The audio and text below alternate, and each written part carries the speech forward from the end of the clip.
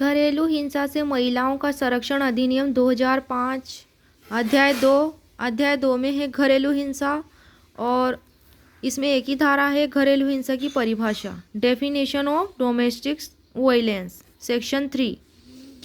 इस अधिनियम के प्रयोजनों के लिए प्रत्यर्थी का कोई कार्य, लोप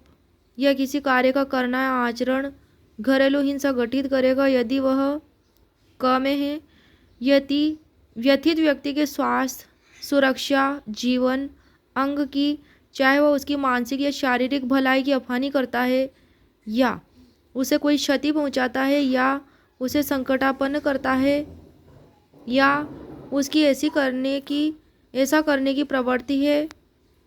और जिसके अंतर्गत शारीरिक दुरुपयोग, लैंगिक दुरुपयोग, मौखिक और भावनात्मक दुरुपयोग और आर्थिक दुरुपयोग कारित करना भी है, या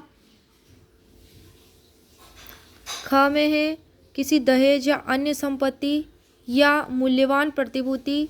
के लिए किसी विधि विरुद्ध मांग की पूर्ति के लिए उसे या उससे संबंधित किसी अन्य व्यक्ति को प्रपीड़ित करने की दृष्टि से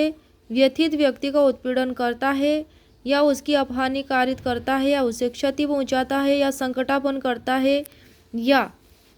ग में है खंड क या खंड ख में वर्णित किसी आचरण द्वारा व्यथित व्यक्ति या उससे संबंधित किसी व्यक्ति पर धमकी का प्रभाव रखता है, या घ व्यथित व्यक्ति को अन्यथा क्षति पहुंचाता है या उत्पीड़न कारित करता है, चाहे वह शारीरिक हो या मानसिक। इस प्रकार सेक्शन 3 में 4 क्लोज दिए गए हैं। अब है इसका स्पष्टीकरण 1। स्पष्टीकरण 1 है जिसमें इस धारा के प्रयोजनों के लिए स्पष्टीकरण 1 में 1 पॉइंट में दिया है शारीरिक दुरुपयोग,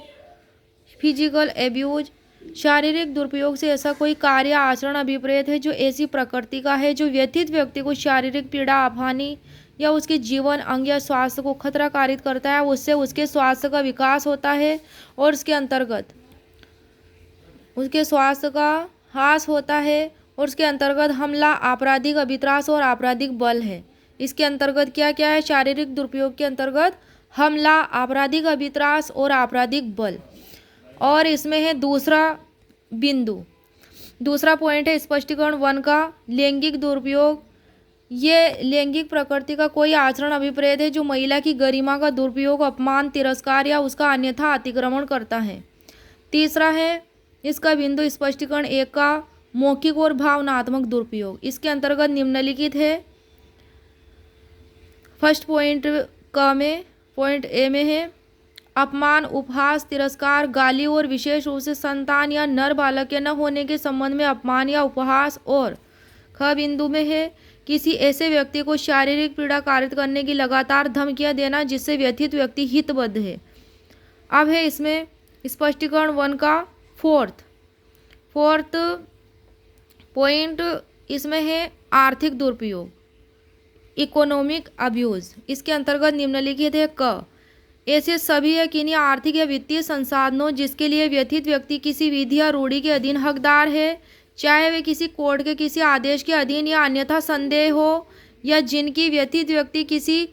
आवश्यकता के लिए जिसके अंतर्गत व्यथित व्यक्ति और उसके बालकों, यदि कोई हो, के लिए घरेलू आवश्यकताएं भी है, अपेक्षा करता है किंतु जो उन तक सीमित नहीं है। स्त्री धन, व्यथित व्यक्ति के संयुक्त रूप से या पृथकतः स्वामित्वाधीन संपत्ति, साझी गृहस्थी और उसके रख रखाव से संबंधित भाटक का संदाय से वंचित रहना। ख है इसका ख बिंदु आर्थिक दुरुपयोग 4th नंबर का, जिसमें ख में है गृहस्थी की चीज वस्तु का व्ययन, आस्तियों का, चाहे वे जंगम हो या स्थावर हो, मूल्यवान वस्तुओं, शेयरों, प्रतिभूतियों, बंद पत्रों और उसके सदृश या अन्य संपत्ति का जिसमें व्यथित व्यक्ति कोई हित रखता है या घरेलू नातेदारी के आधार पर उसके प्रयोग के लिए हकदार है, या जिसकी व्यथित व्यक्ति या उसकी संतानों द्वारा युक्तियुक्त रूप से अपेक्षा की जा सकती है, या उसके स्त्री धन या व्यथित व्यक्ति द्वारा संयुक्ततः या पृथकतः धारित किसी अन्य संपत्ति का कोई अन्य संक्रमण। और इसमें है ग